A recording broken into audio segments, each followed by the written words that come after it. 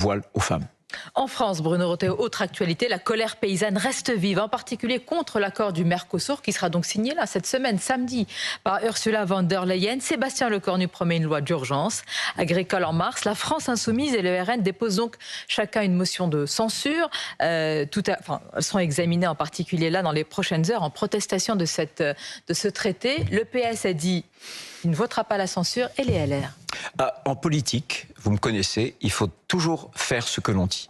C'est-à-dire ? J'avais dit avant, la semaine dernière, que si Emmanuel Macron votait pour le texte, alors nous pourrions le censurer. Et c'est vraisemblablement cette menace qui a agi et qui a fait qu'il a changé de pied.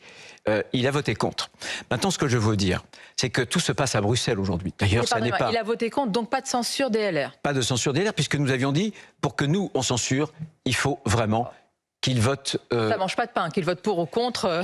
Ah ben ça mange du pain. Si, pardonnez-moi, la Commission européenne s'est assise sur le Parlement national. Ça a marché. La France a envoyé clairement, le chef de l'État a voté contre. Bien. Maintenant, ce que je veux dire, c'est que la motion de censure en France, ça n'apporte rien du tout. C'est désormais au Parlement européen que cela va se jouer. Moi, je considère que Ursula von der Leyen et la Commission ont trahi les agriculteurs. On a cessé de leur imposer des normes. Et désormais, du Mercosur, de ces pays-là, on voudrait importer de là-bas les molécules, les pratiques, les antibiotiques, par exemple, pour faire grossir les animaux, les bovins, qu'on interdit en France. Ça n'est plus la préférence européenne, vous voyez. C'est un dévoiement total de l'Europe.